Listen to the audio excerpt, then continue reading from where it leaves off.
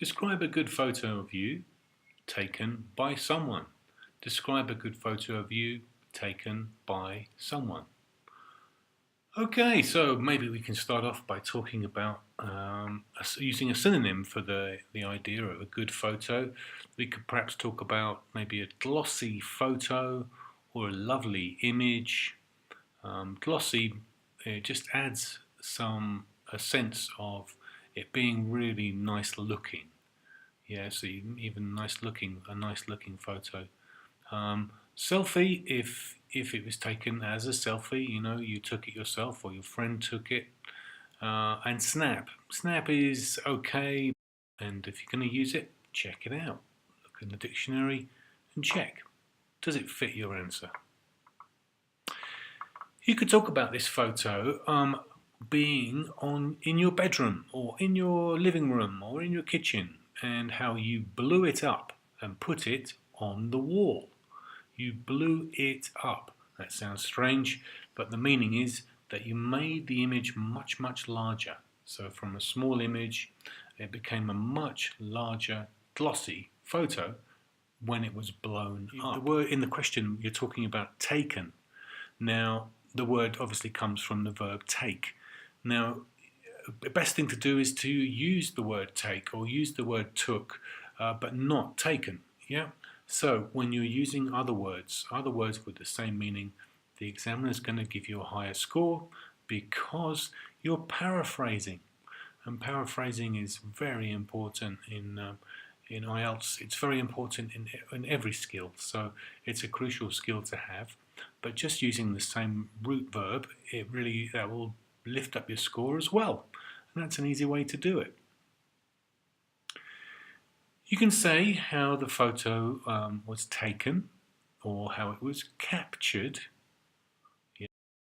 or how the image was captured at sundown, or how it was captured at the crack of dawn. Yeah, early in the morning when the sun cracks the dawn.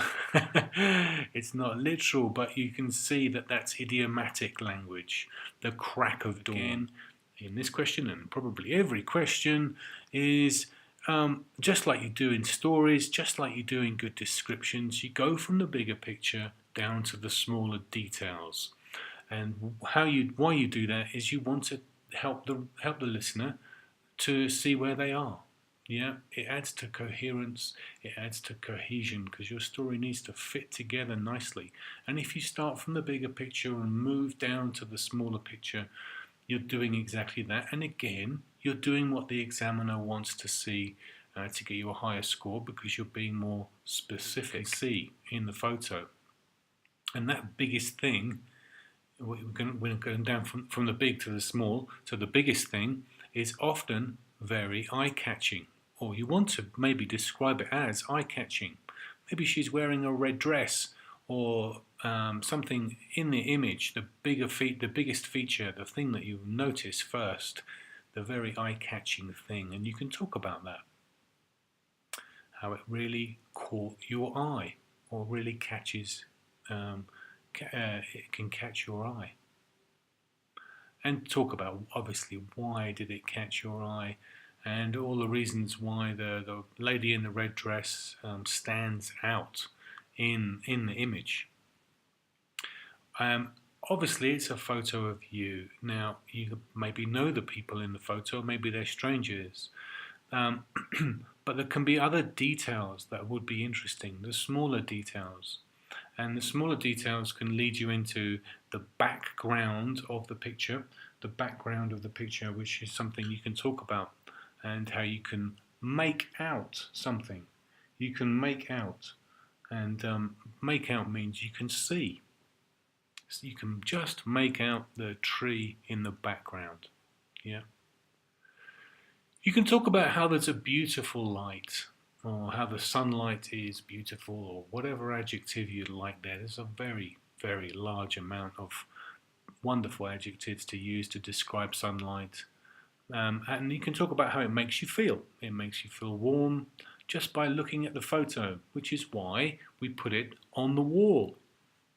Yeah, it reminds me of my family, or it reminds me of a great summer. So you can reminisce and talk about how it reminds you of the past, or reminds you of a good friend, and makes you smile every day. And you can talk about why.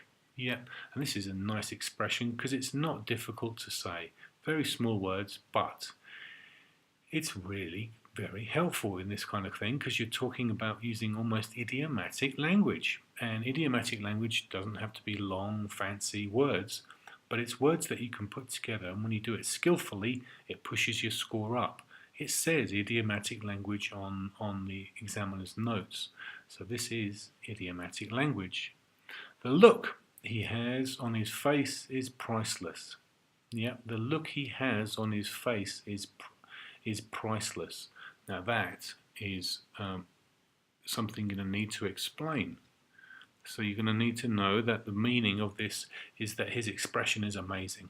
Yeah, the look on his face. So it's talking about the expression that he has: shock, concern, worry, laughter. It could be anything, and you can really go into detail as to what happened before, what happened after the photo, and what the events were around that situation. So you're talking about a unique moment in time and how the photo is priceless because it is unique. It can't be repeated and you couldn't buy it. You can talk about, obviously, the things moving in the photo, the way the monkey is jumping, the way you can talk about the way the person is looking, the way and then that, again, it introduces a different tense to your question, and it's an easy way to do it, and it's kind of idiomatic. It might not sound it, but it's a very common way for native speakers to describe a photo, an image, or a picture. And so that really helps you because it's not really something that you'll find in a book. And just as you're coming to the end of your 2-minute speech, you can perhaps jump in with a future tense sentence. In the future, I hope to do it again, to see him again, to take another photo, to go to that same place. Yeah, and that can be just the moment when the examiner is lifting their hand to tell you, okay, your 2 minutes are up. And that's what you want to do. You want to be speaking right to the end and have the examiner stop you.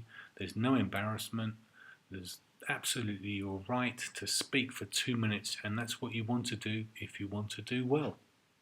Great, so lots of great language here, and hopefully you get some phrases, some idioms perhaps, and definitely some new language there for you to add to your English.